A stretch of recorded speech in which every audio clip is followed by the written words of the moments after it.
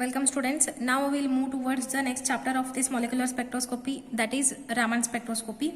I hope you know that why this is called as Raman spectroscopy.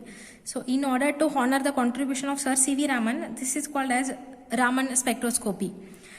Sir C.V. Raman, he is the first Indian physicist who has got Nobel Prize in Physics in the year 1930, and in the year 1954 he has awarded a prestigious Bharat Ratna. And this Raman spectroscopy, this is having very wide applications in physics and chemistry. So if you come to the atomic and molecular level, so there is no much difference in the physics and chemistry. So funda between physics and chemistry, that remains same only. So now we'll start with this Raman spectroscopy. So before starting this, so we should be clear about a physics phenomenon that is called as scattering of light. What is scattering of light? Consider a molecule or atom or molecule or any charged particle So when electromagnetic wave that is going to interact with this any one of this, that is atom, molecule or charged particle, then what happens? This molecule or atom, this particle may absorb this electromagnetic radiation and it is going to re-radiate all these waves. So what it has absorbed in all the directions. So this atom is going to re-radiate the electromagnetic wave in all the directions, and this phenomenon, this is called as what? Scattering of light. So when electromagnetic wave that is going to interact with atom, molecule or any charged particle, then it is going to re-radiate this electromagnetic wave in all the direction. And this phenomenon, that is what we call as scattering of light. So why I am telling this means, this Raman spectroscopy, this is related with the scattering of light. That's why I am telling what is scattering of light. Then this electromagnetic wave, what it is re-radiated from this atom, it may have different energy or frequency or wavelength, or it may have the same energy. On that basis, this scattering of light we are going to classify into two types. On what basis we are going to classify is, so what the electromagnetic wave is re-radiated by the atom or molecule, so whether the energy is going to change. If energy is changing means obviously frequency will change, or if it remains the same. On that basis, we are classifying this scattering of light into two types. One is elastic scattering, or else another word for this is coherent scattering, and another one is inelastic scattering, or else this you can call as incoherent scattering. Incoherent scattering. So now first we will go through the elastic scattering. What is elastic scattering? So when electromagnetic wave that is going to interact with the particle, so whether that is a charged particle or atom or a molecule, then it is going to emit this electromagnetic wave. So if the energy of this scattered light and this incident light both are same, if there is no change in the energy of the scattered light, then such kind of scattering that we call as what?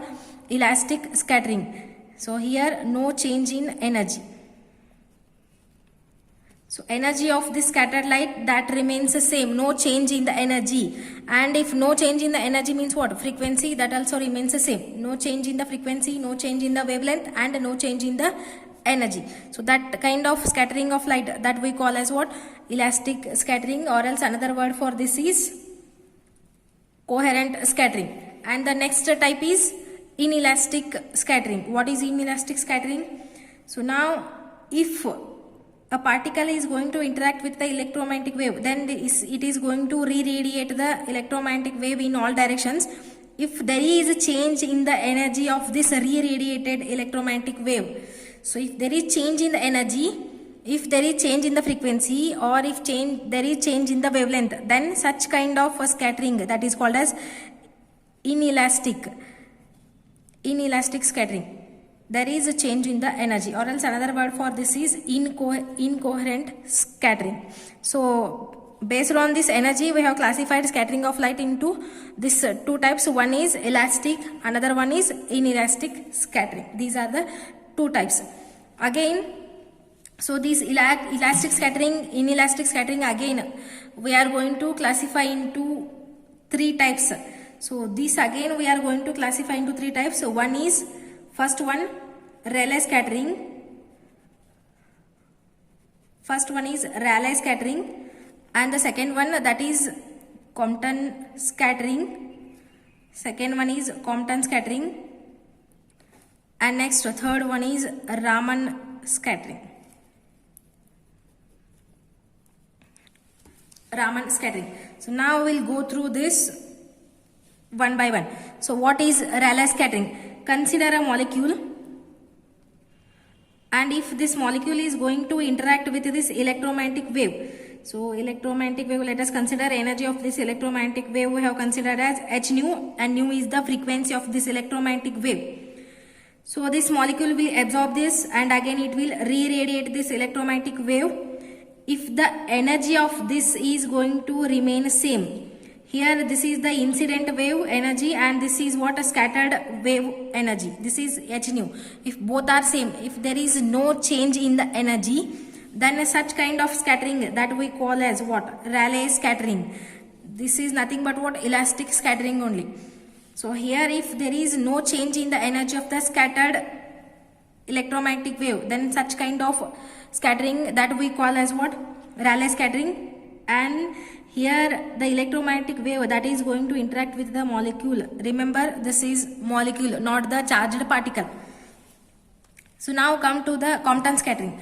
So again here you consider not a molecule, here you consider a charged particle. So whether that is electron, positron, proton, whatever may be the charged particle, if electromagnetic wave is going to interact with any of the charged particle, then what happens? This is going to scatter. The electromagnetic wave will be scattered by this charged particle. Then energy of this scattered light, that will be different. If you consider nu is the frequency of this incident, then this scattered wave, this will be having different different frequency, that is nu dash will be the frequency of this scattered light. So here we are considering charged particle. So when electromagnetic wave is going to interact with the charged particle, so here remember this is the charged particle, and here this scattered light, that will be having different energy. So if the molecule is going to absorb, then what happens? Frequency energy will be less. If the electromagnetic wave, if it takes energy from the charged particle, then this energy or frequency, that is going to increase. So these are the two possibilities. If it gives, then there will be less. If it takes from the charged particle, then there will be more energy. So this is the second type, that is Compton scattering. Remember, first case this is regarded with the molecule, and the second case this is regarded with the charged particle. So now come to the next one, that is Raman scattering. So this Raman scattering, this is very rare case, and it takes place 1 in a million. If a electromagnetic wave that is going to interact with the molecule, if it going to interact with the molecule, remember this is the molecule, then what happens? This electromagnetic wave will be scattered in all the directions. What the scattered light is there, this will be having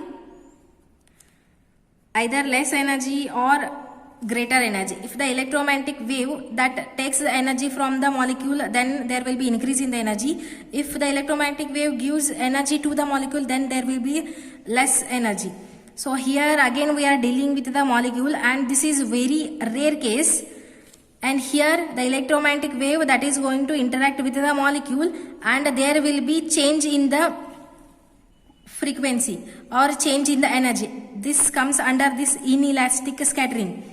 So here this Rayleigh scattering, this comes under elastic scattering, where there is no change in the molecule. Again this deals with the molecule itself. And now second one, that is Compton scattering. Here it deals with the charged particle. Again there also will be change in the energy, and that also comes under inelastic scattering. And the third one, that is Raman scattering. Here again we are dealing with the molecule, and there is a change in the energy of the electromagnetic, what the scattered light will be there. So change in the energy. This also comes under what? This inelastic scattering. Now come to this diagram. So consider a molecule. This is going to interact with the electromagnetic wave of energy h nu and the frequency nu. Then this molecule will absorb and it is going to re-radiate the electromagnetic waves in all the directions. So now see, one scattered wave that is having the same energy or same frequency as that of the incident wave, and here again in addition to the incident, so some new frequencies are here. So here some more waves are radiated, and here the frequencies of these scattered waves that is different. So here some new frequencies that are going to appear. So this phenomenon that we call as what? Raman effect. So if we observe the spectrum of this scattered light by means of spectroscope, so some new lines we are going to find, and these new lines are there that we call as Raman lines. So here some waves, they will have the different frequency in addition with the incident frequency. H nu also will be there. In addition to this, again new frequencies will be there. So these we are going to observe when we observe through the spectroscope, and such lines that we call as what? Raman lines. And depending on the frequencies, so these Raman lines we are going to call as Stokes lines and anti-Stokes lines. So now we'll come for the Stokes lines. So here nu is what? Nu is the frequency of incident wave that we have considered. If the frequency of incident light is greater than the frequency of this scattered light, if nu is greater than nu dash, this is Raman line. If such case, then that line we are going to call as what? Stokes line. If a line that is having lesser frequency as compared to what? Incident one, then that is what we call as Stokes lines, or else you can define this in terms of what? Wavelength. If the line that corresponds to the wavelength greater than the incident light, then that is called as what? Stokes lines. And what is anti-Stokes line? So if the frequency is more, than the incident one, then that is called as anti-Stokes lines. Or else you can define this in terms of wavelength also. If the line corresponds to the wavelength less than the incident, then that is also called as what? Anti-Stokes line. And the change in the frequency, difference in the frequency will be there, and that is what we call as what? Raman shift. So this is what we are going to call as Raman shift. And this Raman shift is there, that is difference in the frequencies. How we are going to write this as? This delta nu is equal to, this is the frequency of this original, difference frequency of this scattered, difference between the frequency of these two, that gives Raman shift. And on what factor this depends is, this does not depend on the frequency of incident and energy of the incident, but it depends on what? It depends on the substance. So this Raman shift, this depends on the molecule what we are going to use. So this is what regarding the